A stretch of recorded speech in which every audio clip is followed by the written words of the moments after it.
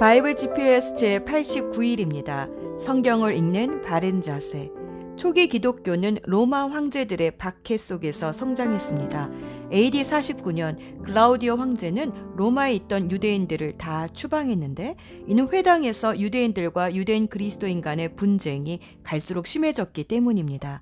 오순절 성령의 세례를 받고 로마에 돌아간 유대인 그리스도인들은 회당에 모일 때마다 예수가 그리스도라 전하니 유대인들이 들고 일어나 분쟁을 하게 되고, 결국 소동이 생겨서 클라우디오 황제는 모든 유대인들을 추방해 버렸습니다. 이때 추방을 당한 아굴라와 브리스길라가 고린도에서 사도 바울을 만나게 된 것입니다. 그리고 로마에서 복음을 전해받은 이방인 그리스도인들은 자체적으로 교회를 이루며 성장했습니다. 두 번째 큰 박해는 네로 황제 때 일어났습니다. AD 64년 7월 18일 자정에 로마의 경기장 북서쪽에서 시작된 작은 불꽃은 순식간에 퍼져 당시 목조 건물로 되어 있던 로마시를 거의 2주 동안 불태웠습니다. 로마의 대화재 이후 네로 황제는 이재민들에게 양식을 공급하고 수개월간 로마 전역에 새로운 건물을 세우며 로마시를 멋지게 재건축했습니다. 그런데 이상하게 시민들의 반응이 냉담하여 알아보니 시민들은 네로 황제가 로마시를 자기 식대로 재건하려고 불을 질렀다며 원망하고 있다는 사실을 알게 되었습니다.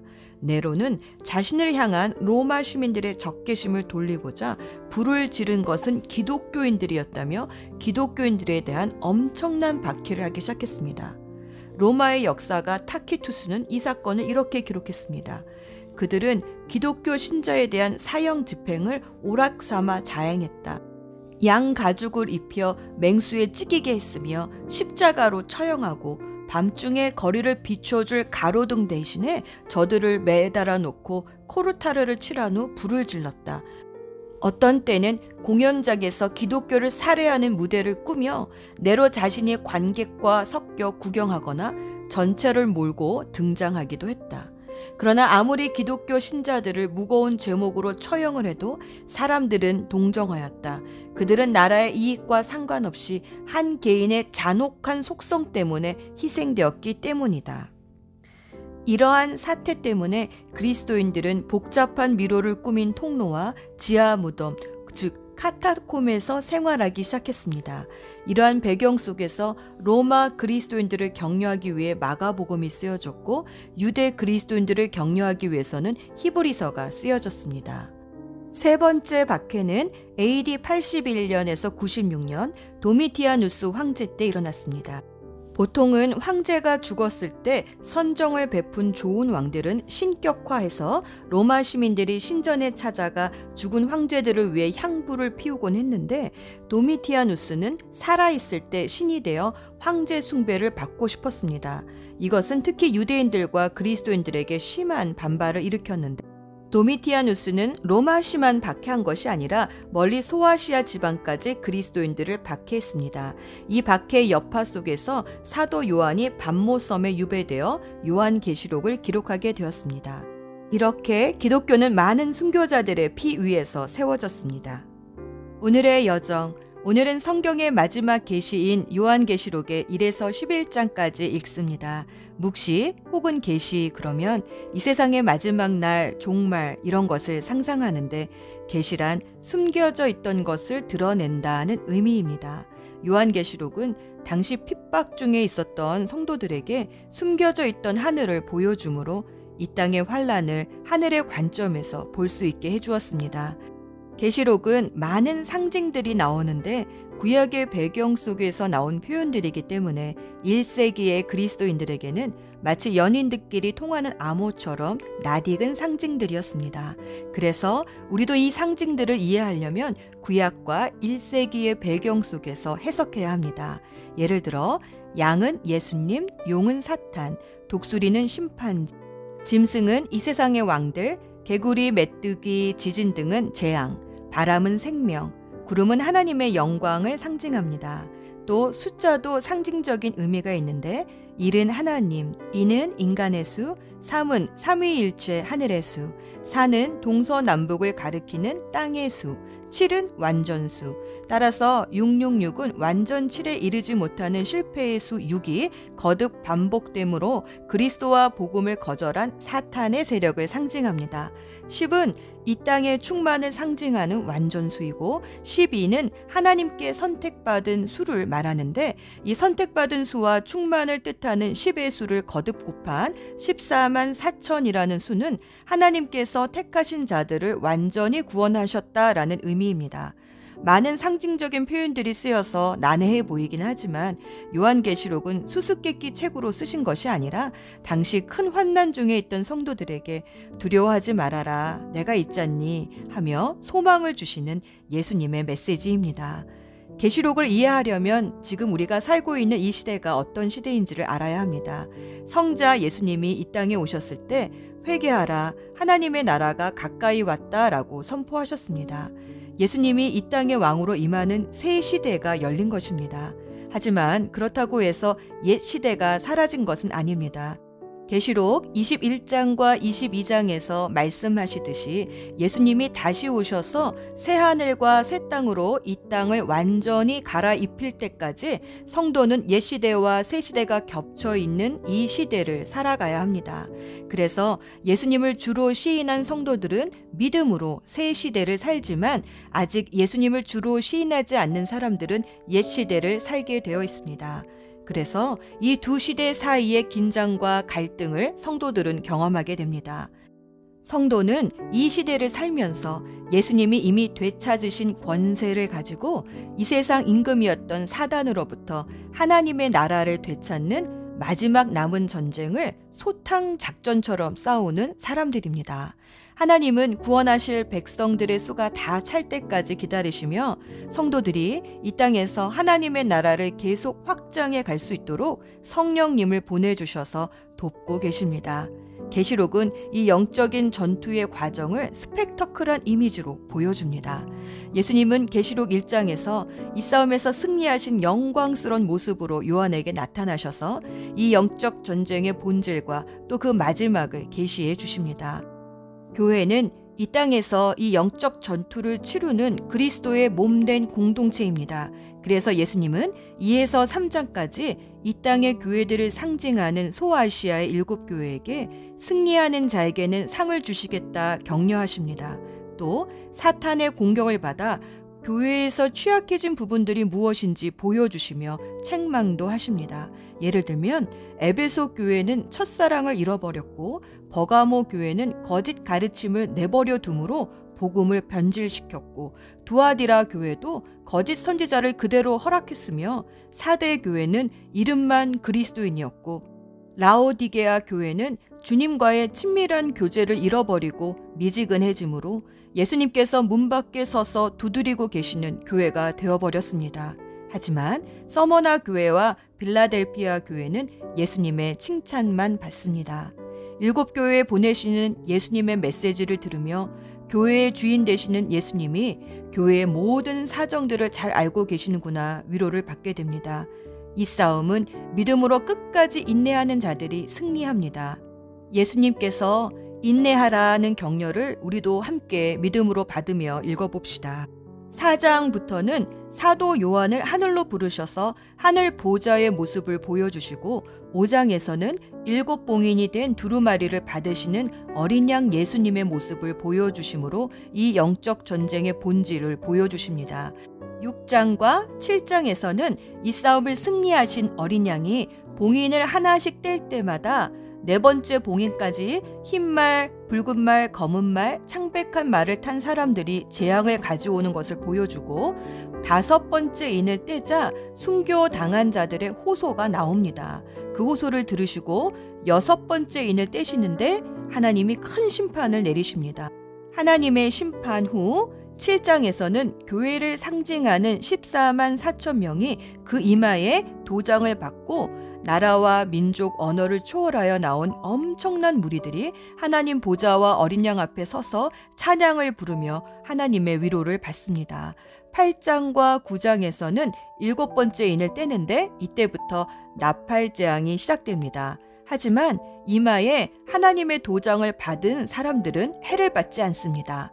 나팔의 재앙은 출애굽하기 전에 이집트에 보내신 재앙을 닮았는데 6번의 나팔 재앙이 끝날 때까지 사람들은 고집센 바로처럼 여전히 회개하지 않고 우상을 섬겼습니다. 10장에서는 사도 요한이 천사가 주는 두루마리를 먹고 다시 예언해야 한다는 음성을 듣습니다. 11장에서는 교회를 상징하는 두 증인의 사역과 그들이 받는 고난과 승리가 나옵니다. 그리고 마침내 7번째 천사가 나팔을 불자 하늘에 하나님 성전이 열리고 언약궤가 보이면서 주님의 영원한 통치가 선포됩니다. 이렇게 11장까지 7 나팔 재앙이 끝납니다. 예수 전망대. 계시록 5장은 사자이면서 어린 양이신 예수님의 모습을 보여줍니다. 사도 요한이 하늘 보좌 앞에서 하늘과 땅 그 어디에도 7 봉인을 뗄 만한 자격 있는 사람이 없다는 것을 알고 슬피 울고 있을 때 유다의 사자 다윗의 뿌리가 승리했으니 이 두루마리를 펼 수 있다는 소식을 들었습니다. 요한은 기쁜 마음에 고개를 들었으나 유다의 사자는 죽임당한 어린 양의 모습으로 서 있었습니다. 장로들과 네 생물은 이렇게 찬양했습니다. 계시록 5장 9에서 10절. 그들은 이런 말로 새로운 노래를 불렀습니다. 주님께서는 그 두루마리를 받으시고 봉인을 떼실 자격이 있습니다. 주님은 죽임을 당하시고 주님의 피로 모든 종족과 언어와 백성과 민족 가운데서 사람들을 사서 하나님께 드리셨습니다. 주님께서 그들을 우리 하나님 앞에서 나라가 되게 하시고 제사장으로 삼으셨습니다. 그래서 그들은 땅을 다스릴 것입니다. 계시록에서 예수님은 19장에서 흰말 타고 오신 모습을 제외하고는 계속 죽임당하신 어린 양의 모습으로 묘사됩니다. 예수님은 사자이시지만 먼저 어린 양으로 오셨습니다. 이것은 우리에게 영적 전투의 비밀을 보여줍니다. 영적인 전투는 사자가 아니라 어린 양으로 싸워야 승리합니다. 상대방의 피가 아니라 나의 피로 싸우는 것입니다. 기독교 초기 그리스도인들은 사자가 아니라 예수님처럼 죽임당하는 어린 양으로 싸워서 승리했습니다. 하지만 사자의 모습으로 싸웠던 십자군 전쟁 때는 철저히 패배했습니다. 지금도 마찬가지입니다. 교회가 세상과 사자로 싸우면 집니다. 예수님이 본을 보여주신 대로 어린 양의 모습으로 나아갈 때 승리합니다. 내가 죽어야 승리하는 것이 영적인 전투입니다. 하늘에 계신 우리 아버지, 오늘도 성경을 읽으며 보이지 않지만 보이는 것을 움직이는 영원한 세계를 보게 하셔서 이 땅의 싸움에서 지지 않게 하소서. 사자이지만 죽임당하신 어린 양으로 먼저 오신 예수 그리스도의 이름으로 기도합니다. 아멘. 요한계시록 1장. 이것은 예수 그리스도의 계시입니다. 하나님께서는 반드시 속히 될 일들을 자기 종들에게 보이시려고 예수 그리스도께 이 계시를 주셨습니다. 그래서 그리스도는 요한에게 천사를 보내어 이 일을 알게 하셨습니다. 요한은 자기가 본 것을 다 증언하였습니다. 그것은 예수 그리스도께서 하신 진리의 말씀, 즉 하나님의 계시입니다. 이 계시의 말씀을 읽는 자는 복 있는 사람입니다. 또한 이것을 듣고 그 가운데 기록된 것을 지키는 자들 역시 복 있는 사람입니다. 그것은 이 모든 말씀이 이루어질 날이 점점 다가오고 있기 때문입니다. 요한은 아시아에 있는 7 교회에 편지합니다. 지금도 계시고 전에도 계셨으며 앞으로 오실 한 분 하나님과 보좌 앞에 계신 7 영과 예수 그리스도께서 여러분에게 은혜와 평화를 내려주시기를 빕니다. 예수님은 신실한 증인이십니다. 또한 죽은 자 가운데서 제일 먼저 부활한 분이시며 이 세상 왕들을 다스리는 분이십니다. 그분은 우리를 사랑하시며 그의 보혈로 모든 죄에서 우리를 자유케 하셨습니다. 또한 우리를 아버지 하나님을 섬기는 나라와 제사장이 되게 하셨습니다. 예수 그리스도께 영광과 능력이 영원히 함께 하시기를 바랍니다. 아멘. 보십시오. 예수님은 구름을 타고 오실 것입니다. 모든 사람이 그분을 보게 될 것이며 그분을 창으로 찌른 자들도 보게 될 것입니다. 이 땅의 모든 민족들이 그분 때문에 크게 울 것입니다. 분명히 이 일은 일어날 것입니다. 아멘. 주 하나님께서 말씀하십니다. 나는 처음이며 또한 마지막이다. 나는 지금도 있고 전에도 있었으며 앞으로도 올 것이다. 나는 모든 것을 할 수 있는 전능자이다. 이 글을 쓰고 있는 나는 그리스도 안에서 형제된 요한입니다. 우리는 예수님 안에서 하나가 되었으며 고난과 나라와 인내도 함께 소유한 자들입니다. 나는 하나님의 말씀과 예수님에 대한 진리를 전했다는 이유로 반모섬에 갇혀 있는 중입니다. 내가 주님의 날에 기도하는 중 주님의 성령이 내게 임하며 내 뒤에서 나팔소리 같은 큰 음성이 들려왔습니다. 그것은 지금부터 내가 보는 것을 기록하여 에베소, 서머나, 버가모, 두아디라, 사데, 빌라델비아, 라오디게아 7교회에 보내어라는 말씀이었습니다. 누가 내게 말하고 있는지 보려고 뒤돌아보았을 때 7 금촛대가 눈에 보였습니다. 그 촛대들 사이에 인자 같은 분이 서 계셨습니다. 그분은 발끝까지 내려오는 긴 옷을 입고 가슴에 금띠를 두르고 계셨습니다. 그분의 머리와 머리털은 양털처럼 또한 눈처럼 희고 두 눈은 불꽃처럼 빛났습니다. 그분의 발은 용광로에서 재련된 청동 같았고 음성은 큰 물소리와도 같았습니다. 그분은 오른손에 7별을 쥐고 계셨으며 양쪽으로 날이 선 날카로운 칼이 그분의 입에서 나와 있었습니다. 나는 마치 강렬히 타오르는 태양을 보는 듯하였습니다. 그분을 보는 순간 나는 죽은 사람처럼 그분의 발 앞에 쓰러졌습니다. 그러자 그분은 내게 오른손을 얹으시며 말씀하셨습니다. 두려워하지 마라. 나는 처음과 마지막이다. 나는 살아있는 자이다. 내가 전에 죽었으나 이제는 영원히 살아있으며 죽음과 지옥의 열쇠를 가지고 있다. 그러므로 지금 내가 본 것과 현재 일어나고 있는 일들과 또 앞으로 일어날 일들을 기록하여라. 내가 본 7 금촛대와 지금 내 오른손에 있는 7별의 비밀은 이것이다. 7 금촛대는 7 교회이며 7별은 7 교회의 천사들이다.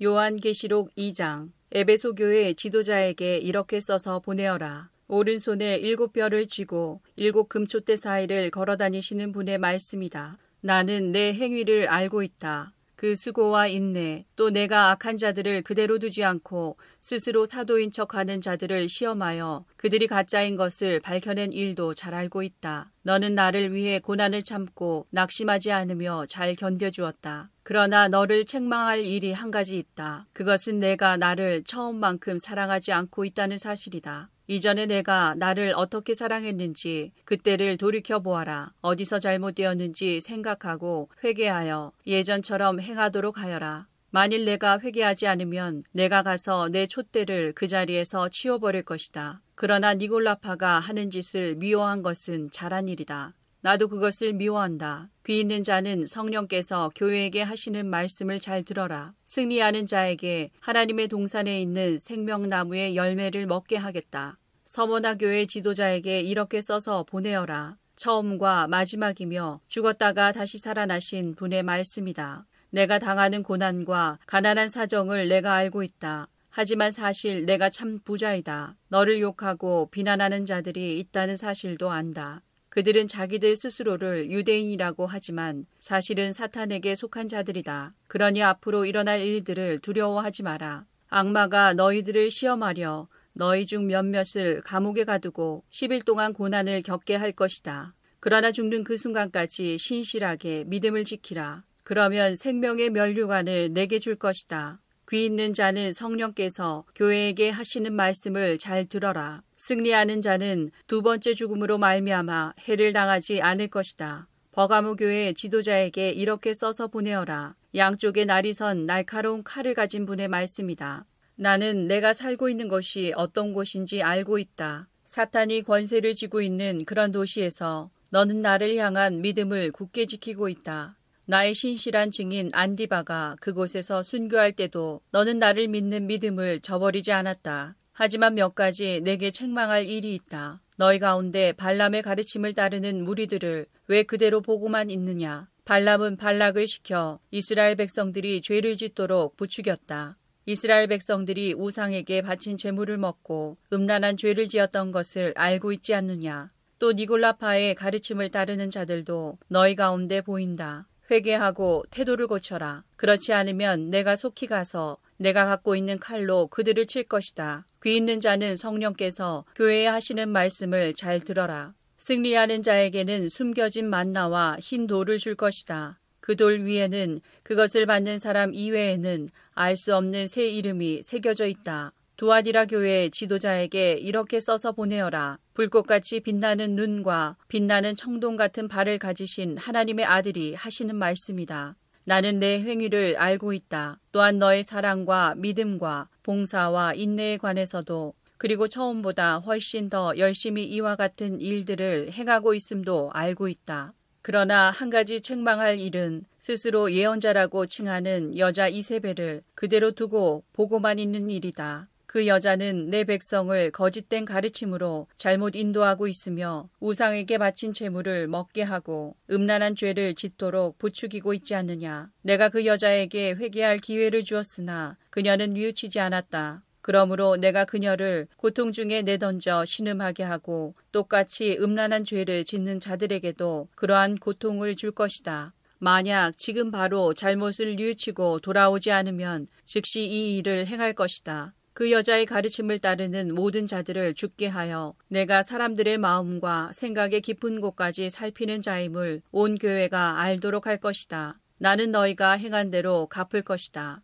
그러나 두아디라 교회 안에 그녀의 가르침을 좇지 않고 사탄의 깊은 비밀을 배우지 않은 사람들에게는 내가 다른 짐을 지우지 않을 것이다. 내가 갈 때까지 지금 가고 있는 길을 꾸준히 걸어가거라. 마지막까지 내 뜻대로 행하고 승리하는 자에게는 모든 나라를 다스릴 권세를 줄 것이다. 쇠막대기로 그들을 벌하여 너희 앞에 복종케 하여 질그릇같이 그들을 깨뜨릴 것이다. 이것은 내가 아버지께로부터 받은 권세와 똑같은 권세이다. 또한 새벽별도 내게 주겠다. 귀 있는 자는 성령께서 교회에 하시는 말씀을 잘 들어라. 요한계시록 3장. 4대 교회 지도자에게 이렇게 써서 보내어라. 7영과 7별을 가진 분의 말씀이다. 나는 내 행위를 알고 있다. 사람들은 내가 살아있다고 하나 사실은 죽은 자와 다름없다. 깨어나라. 완전히 죽기 전에 아직 조금이라도 남은 힘이 있을 때에 내 자신을 일으켜 세워라. 내 행동이 하나님 보시기에 선하지 않다. 내가 받은 것과 들은 것을 기억하여 뉘우치고 순종하라. 회개하지 않고 내게 돌아오지 않으면 내가 도둑같이 너희를 찾아갈 것이다. 내가 생각지도 못할 때에 내게 갈 것이다. 그러나 죄악에 물들지 않고 깨끗하게 살아가는 자들이 몇 사람 남아있다. 그들은 흰옷을 입고 나와 함께 다닐 것이다. 그들은 그럴 만한 자격이 있다. 승리하는 자는 그들처럼 흰옷을 입을 것이며 나는 생명책에서 그의 이름을 지우지 않고 아버지와 천사들 앞에서 내게 속한 자라고 분명히 말할 것이다. 귀 있는 자는 성령께서 교회에 하시는 말씀을 잘 들어라. 빌라델비아 교회 지도자에게 이렇게 써서 보내어라. 거룩하고 참되며 다윗의 열쇠를 가지신 분의 말씀이다. 그분께서 열면 닫을 자가 없고 닫으면 열 자가 없다. 나는 내 행위를 알고 있다. 내가 결코 강하지 않으나 내 가르침에 순종하고 담대히 내 이름을 말하기를 두려워하지 않았다. 내가 내 앞에 문을 열어두었으니 아무도 그 문을 닫지 못할 것이다. 주의하라. 사탄에게 속한 무리들이 보인다. 그들은 자기들이 유대인이라고 하지만 그것은 거짓말이다. 그들은 참 유대인이 아니다. 내가 그들을 내 앞으로 끌고 와 내 발 앞에 무릎 꿇게 할 것이다. 내가 너희를 얼마나 사랑하는지 그들에게 보여주겠다. 포기하지 말고 인내하라는 내 명령을 지켰으니 이 세상에 사는 사람들을 시험하기 위해 다가올 고난의 때에 내가 너를 지켜줄 것이다. 내가 속히 갈 것이다. 지금 가진 것을 굳게 잡아 아무도 너의 면류관을 빼앗지 못하도록 하여라. 승리하는 자에게는 하나님의 성전 기둥이 되게 할 것이다. 그는 결코 성전을 떠나지 않게 될 것이다. 나는 그에게 하나님의 이름과 하늘로부터 내려올 새 예루살렘, 곧 하나님의 성 이름을 기록할 것이다. 또한 나의 새 이름도 그에게 기록할 것이다. 귀 있는 자는 성령께서 교회에 하시는 말씀을 잘 들어라. 라오디게아 교회 지도자에게 이렇게 써서 보내어라. 아멘이시오 신실하시고 참된 증인이시며 하나님께서 창조하신 모든 것을 다스리시는 분의 말씀이다. 나는 내 행위를 알고 있다. 내가 차지도 않고 덥지도 않으니 차든지 덥든지 어느 한쪽이 되어라. 내가 미지근하여 어느 쪽도 아니니 내가 너를 내 입에서 뱉어내겠다. 내 스스로 부자라고 생각되어 아무 부족함이 없는 것 같이 느껴지겠지만 실제로는 불쌍하고 비참하고 가난하고 눈멀고 벌거벗은 자임을 모르고 있다. 내가 충고한다. 내게 와서 불 속에서 재련된 금을 사거라. 그러면 내가 참된 부자가 될 것이다. 또 흰옷을 사라. 그것으로 너의 벌거벗은 부끄러움을 가릴 수 있을 것이다. 내 눈에 바를 안약을 사라. 참된 것을 볼 수 있을 것이다. 나는 내가 사랑하는 자일수록 가르치고 벌할 것이다. 옳은 일을 하기에 힘쓰며 마음으로 회개하고 바르게 행동하여라. 보아라, 내가 문 앞에 서서 이렇게 두드리고 있다. 만일 누구든지 내 음성을 듣고 문을 열면 내가 그에게로 들어가 그와 함께 먹고 그도 나와 함께 먹을 것이다. 내가 승리한 후 내 아버지의 보좌 곁에 앉은 것처럼 승리하는 자는 내 보좌 곁에 앉게 될 것이다. 귀 있는 자는 성령께서 교회에 하시는 말씀을 잘 들어라.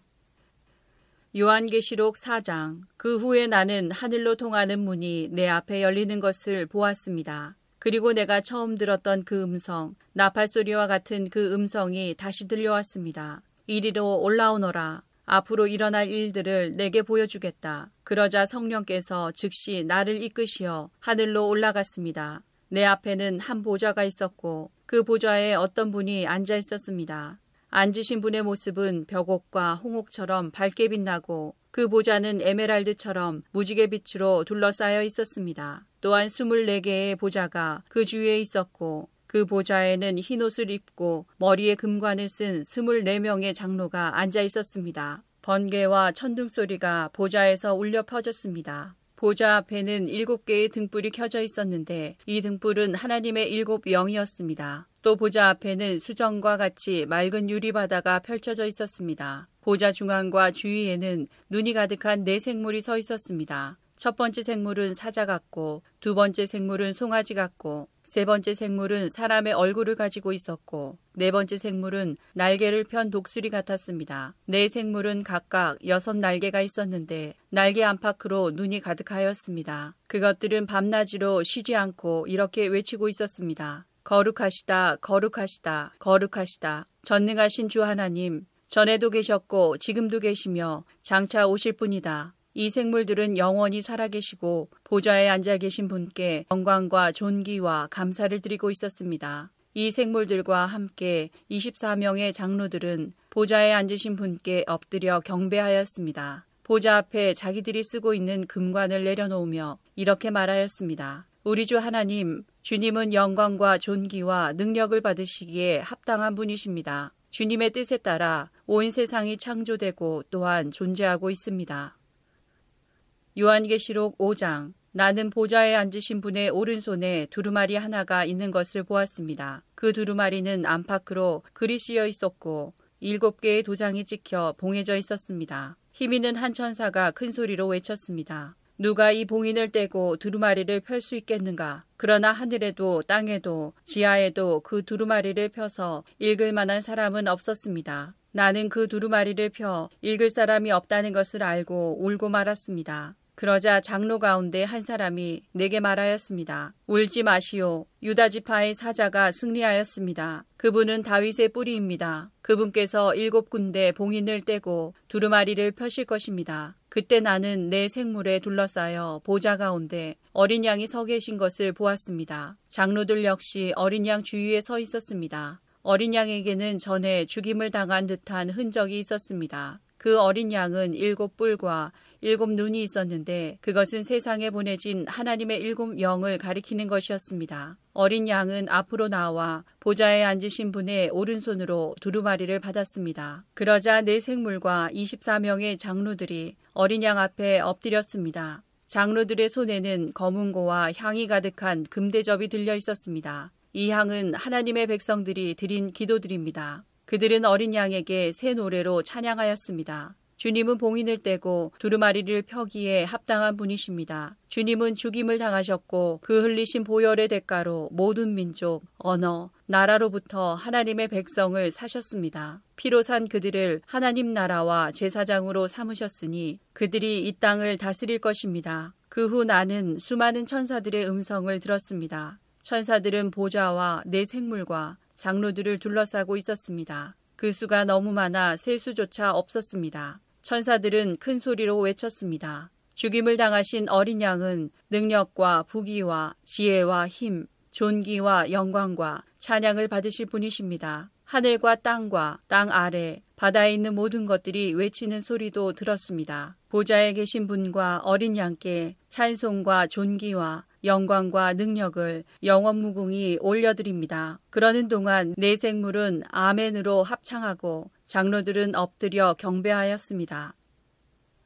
요한계시록 6장. 나는 어린 양이 7 봉인 가운데 하나를 떼는 것을 보았습니다. 네 생물 중에 하나가 천둥과 같은 소리로 오너라 하고 말하는 것을 들었습니다. 내 앞에 흰말 한 마리가 보였고 활을 든 자가 그 말 위에 앉아 있었습니다. 그는 면류관을 받아들고는 적을 쓰러뜨리고 승리를 얻기 위해 달려나갔습니다. 어린 양이 둘째 인을 떼어내자 둘째 생물이 오너라 하고 외쳤습니다. 그러자 다른 말이 나오는데 이번에는 붉은 말이었습니다. 말 탄 자는 이 세상의 평화를 없애고 서로를 헐뜯고 죽이는 권세를 받은 자였습니다. 그의 손에는 큰 칼이 들려 있었습니다. 어린 양이 셋째 인을 떼어내자 셋째 생물이 오너라 하고 외쳤습니다. 검은 말이 내 눈앞에 보였고 손에 저울을 든 자가 말 위에 타고 있었습니다. 내 귀에 한 음성이 들려왔습니다. 그것은 내 생물 사이에서 나는 소리였습니다. 하루 품삯으로 밀 1리터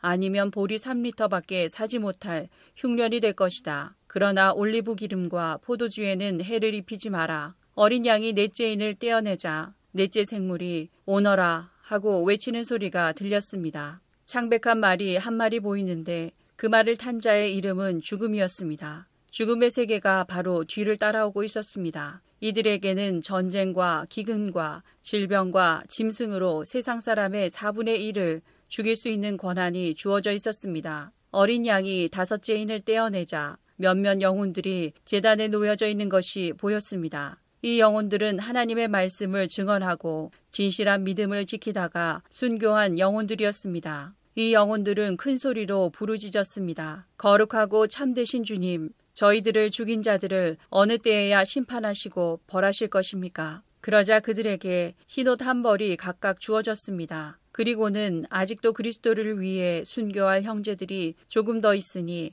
그때까지 잠시 동안 쉬라는 말씀이 들려왔습니다. 어린 양이 여섯째 인을 떼어내자 큰 지진이 일어났습니다. 해가 검은 천같이 새까맣게 변하고 달은 온통 핏빛으로 변했습니다. 하늘의 별들은 태풍에 무화과 나무의 열매가 떨어지듯 땅에 떨어졌습니다. 하늘은 두루마리가 말리듯이 사라져버리고 산과 섬들도 제자리에서 옮겨졌습니다. 모든 사람이 동굴과 산의 바위 틈으로 숨었습니다. 이 땅의 왕들, 지배자, 장군, 부자, 권세자, 종, 자유인 할 것 없이 모두 숨어들었습니다. 그들은 산과 바위를 향하여 우리 위에 무너져다오. 보좌에 앉으신 이의 얼굴을 보지 않도록 우리를 숨겨다오. 어린 양의 노여움에서 우리를 제발 지켜다오. 큰 진노의 날이 다가왔으니 누가 그 진노를 견뎌내겠는가? 라고 울부짖었습니다. 요한계시록 7장. 그 후에 네 천사가 땅의 네 모퉁이에 서 있는 것을 보았습니다. 그들은 사방에서 불어오는 바람을 붙들어 땅 위, 바다, 나뭇잎 하나도 흔들리지 못하게 막고 있었습니다. 나는 또 다른 한 천사가 동쪽에서부터 오고 있는 것을 보았습니다. 그 천사는 살아계신 하나님의 도장을 가지고 큰 소리로 네 천사에게 소리쳤습니다.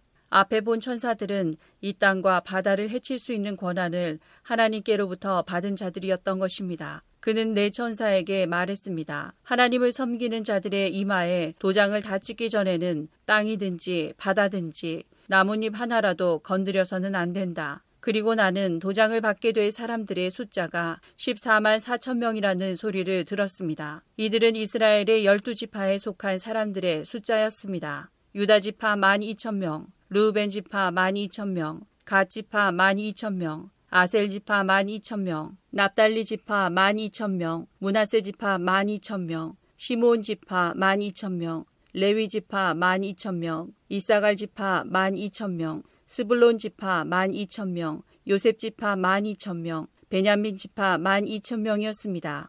그 후에 엄청난 군중이 모여 있는 것을 내 눈으로 보았습니다. 그 수가 너무 많아서 나는 셀 수조차 없을 정도였습니다. 모든 나라와 민족, 언어를 초월하여 모인 이 사람들은 하나님의 보좌와 어린 양 앞에 섰습니다. 그들은 모두 흰 옷을 입고 손에는 종려나무 가지를 들고 있었습니다. 그들은 큰 소리로 외쳤습니다. 구원은 보좌에 계신 우리 하나님과 어린 양에게서 옵니다. 장로들과 내 생물들도 그 곁에 있었고 천사들이 다 나와 보좌 앞에 엎드려 경배하였습니다. 천사들은 아멘, 우리 하나님께 찬송과 영광과 지혜와 감사와 존귀와 능력과 힘이 영원토록 함께 하소서 아멘 하고 외쳤습니다. 그때 장로들 가운데 한 사람이 내게 물었습니다. 이 흰옷 입은 사람들이 누구이며 어디에서 온 사람들인지 아십니까? 나는 모릅니다. 가르쳐 주십시오. 라고 말했습니다. 그 장로는 내게 대답해 주었습니다. 이들은 큰 고난을 겪은 자들입니다.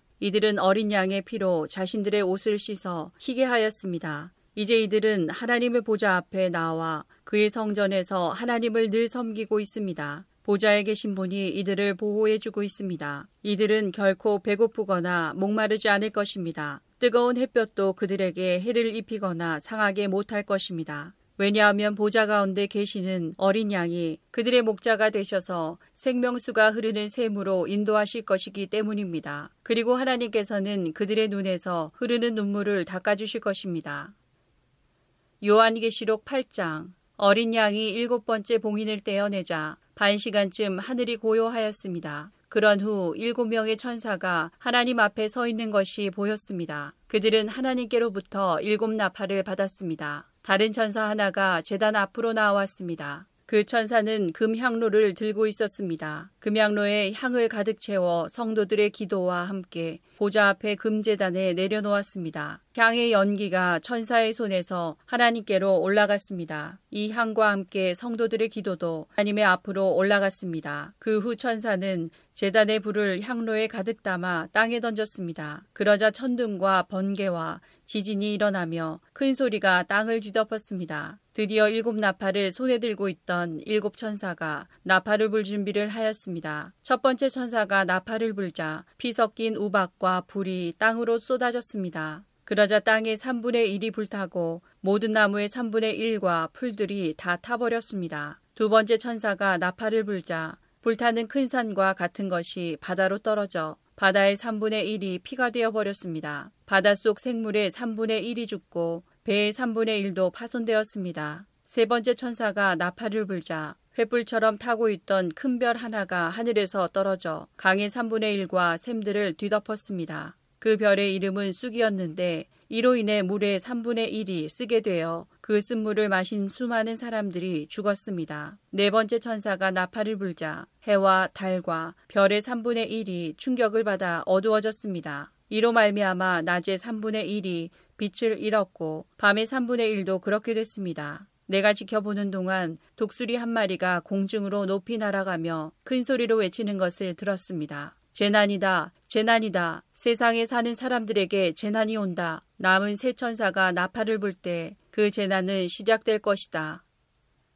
요한계시록 9장. 5번째 천사가 나팔을 불자 하늘에서 별 하나가 땅으로 떨어졌습니다. 그 별은 바닥이 보이지 않는 깊은 구덩이를 여는 열쇠를 가지고 있었습니다. 그 구덩이를 열자 마치 큰 용광로에서 내뿜듯이 연기가 솟아올랐습니다. 그 연기 때문에 태양과 하늘이 어두워졌습니다. 잠시 후 그 연기 속에서 메뚜기 떼가 나와 모든 땅에 퍼졌습니다. 이 메뚜기 떼는 전갈처럼 쏘는 독을 갖고 있었는데 땅의 모든 풀과 나무는 해치지 말고 오직 이마에 하나님의 도장이 찍히지 않은 사람들만 해치라는 명령을 받았습니다. 그러나 그들을 죽이지는 말고 전갈에게 쏘인 것처럼 5달 동안 아픔에 시달리게 하라고 하셨습니다. 사람들은 그 고통을 못 이겨 죽고 싶어 하지만 마음대로 죽을 수조차 없을 것입니다. 왜냐하면 죽음이 그들을 피해 멀리 달아날 것이기 때문입니다. 그 메뚜기 떼의 모양은 마치 전쟁 준비를 끝낸 말들처럼 보였습니다. 머리에는 금관 같은 것을 쓰고 얼굴은 사람의 얼굴 같았습니다.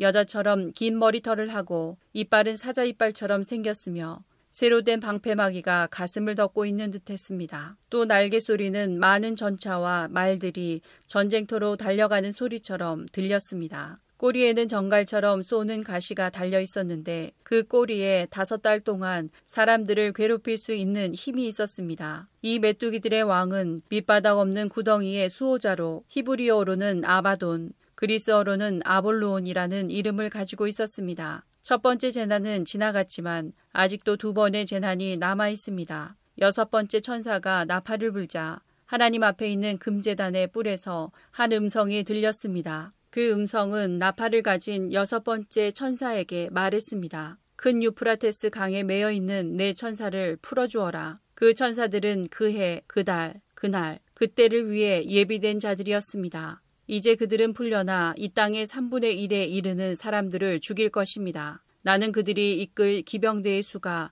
2억이나 된다는 소리를 들었습니다. 환상 중에 나는 그 말들과 말탄 자들을 보았습니다. 그들은 가슴에 타는 듯한 붉은빛, 푸른빛, 유황처럼 노란빛의 방패막이를 하고 있었고 말들의 머리는 사자의 머리와 같았고 그 입에서 불과 연기와 유황이 뿜어져 나왔습니다. 이 불과 연기와 유황으로 이 땅의 3분의 1에 이르는 사람들이 죽었습니다. 또한 말들의 입뿐 아니라 꼬리에도 힘이 있어 머리 달린 뱀처럼 생긴 꼬리가 사람들을 물어 상처를 입혔습니다. 그러나 이 재앙에 살아남은 자들은 여전히 회개하지 않고 손으로 만든 우상에게 가서 빌었습니다. 그들은 귀신을 섬기고 금, 은, 돌, 청동, 나무로 만든 보지도 듣지도 걷지도 못하는 우상들을 향해 절하였습니다. 또한 살인과 마술과 음란과 도적질하기를 계속하며 마음을 돌이키지 않았습니다. 요한계시록 10장. 그 후에 나는 또 다른 힘센 천사 하나가 하늘에서 내려오는 것을 보았습니다. 그는 구름에 휩싸여 있었고 머리 위로는 무지개가 떠 있었습니다. 얼굴은 마치 태양처럼 빛났으며 발은 불기둥 같았습니다. 그 천사의 손에는 펼쳐진 작은 두루마리 하나가 쥐어져 있었습니다. 그 천사는 오른발로 바다를 밟고 왼발로는 땅을 밟고 섰습니다. 그가 사자처럼 큰 소리로 부르짖자 7 천둥의 음성이 들려왔습니다. 내가 천둥이 하는 말을 받아 적으려 하자 하늘에서부터 한 음성이 들려왔습니다. 7 천둥이 말하는 것을 기록하지 마라. 그것을 비밀로 하여라. 바다와 땅을 밟고 있던 천사가 하늘을 향해 오른손을 높이 들었습니다. 그는 영원히 살아계시며 하늘과 땅과 바다와 그 안에 모든 것을 지으신 하나님의 능력 앞에 맹세하며 이렇게 말했습니다. 더 이상 기다리지 않을 것이다. 7번째 천사가 나팔을 부는 날 하나님의 비밀스런 계획은 이루어질 것이다. 이 계획은 하나님께서 그의 종들과 예언자들을 통해 이미 말씀하신 것이다. 하늘로부터 같은 음성이 들려왔습니다. 바다와 땅을 밟고 서 있는 천사에게 가서 그 손에 있는 두루마리를 받아라. 나는 천사에게 가서 그 작은 두루마리를 달라고 하였습니다. 천사는 내게 이것을 받아 먹어라. 배에 들어가면 쓰겠지만 내 입에서는 꿀처럼 달 것이다 하고 말했습니다. 나는 그 두루마리를 천사의 손에서 받아 먹었습니다. 정말 입에서는 꿀처럼 달콤했지만 먹고 나니 뱃속이 쓰라리고 아팠습니다. 그때 너는 많은 민족과 나라와 언어와 왕들에 대하여 다시 예언해야 한다 라는 음성이 들려왔습니다.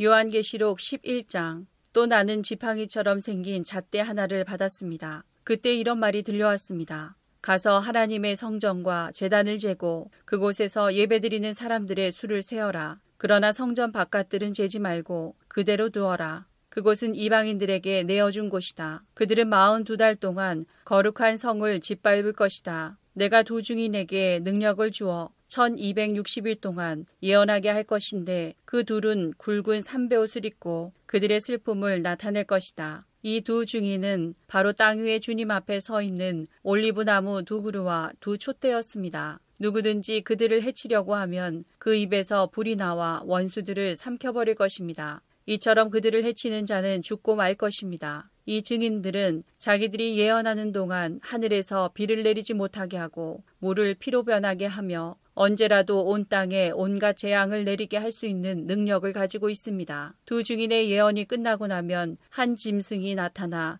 그들과 싸우게 될 것입니다. 그 짐승은 끝이 보이지 않는 구덩이에서 올라와 싸움을 한 뒤 그들을 죽일 것입니다. 두 증인의 시체는 큰 성의 길거리에 버려질 것인데 이 성은 비유적으로 소돔 혹은 이집트라고 불립니다. 그곳은 바로 그들의 주님이 십자가에 못 박히신 곳입니다. 모든 나라와 민족들이 그들의 시체를 땅에 묻지 않고 3일하고 반나절 동안 내버려 둔 채 구경할 것입니다. 이 땅에 살고 있는 사람들은 모두 그들의 죽음을 기뻐할 것입니다. 또 잔치를 하고 서로 선물도 주고받으며 즐거워할 것입니다. 그것은 이 두 증인이 그들에게 너무나 많은 고통을 가져다 주었기 때문입니다. 그러나 3일하고 반나절이 지난 후 하나님께서는 이 두 증인에게 생명의 영을 불어넣으셨습니다. 그들이 일어나자 이 광경을 본 사람들은 무서워서 어찌할 바를 몰랐습니다. 그때 하늘에서 큰 소리가 두 증인을 향하여 들려왔습니다. 이리로 올라오너라. 그들은 원수들이 보는 앞에서 구름을 타고 하늘로 올라갔습니다. 바로 그 순간 큰 지진이 일어났습니다. 그 성의 10분의 1이 무너지고 7,000명이 죽었습니다. 살아남은 자들은 매우 두려워하며 하늘에 계신 하나님께 영광을 돌렸습니다. 두 번째 재판이 끝났습니다. 이제 세 번째 재난이 곧 올 것입니다. 7번째 천사가 나팔을 불자 하늘에서 큰 음성이 들려왔습니다. 우리 주님과 그리스도께서 이제 이 세상을 다스리시며 앞으로도 영원토록 다스리실 것이다. 그러자 하나님 앞에 앉아있던 24명의 장로들이 엎드려 하나님께 경배하였습니다. 그들은 말했습니다. 지금도 계시고 전에도 계셨던 전능하신 우리 주 하나님께 감사를 드립니다. 이제 주님은 그 크신 능력으로 이 땅을 다스리실 것입니다. 온 세상 사람들이 화를 내고 교만하였으나 이제는 주님께서 진노를 내리시고 죽은 자들을 심판하실 때입니다. 또한 주님의 종들인 예언자들과 거룩한 백성들, 큰 자이든지 작은 자이든지 주님을 경외하는 자들을 위해 상을 베푸실 때입니다. 그리고 이 세상을 망하게 하는 자들을 멸망시키실 때가 왔습니다. 그러자 하늘에 있는 하나님의 성전이 열렸습니다. 그 안에 하나님께서 그의 백성에게 주신 언약궤가 보였습니다. 그 순간 번개가 치고 천둥과 지진이 일어나며 큰 우박이 쏟아졌습니다.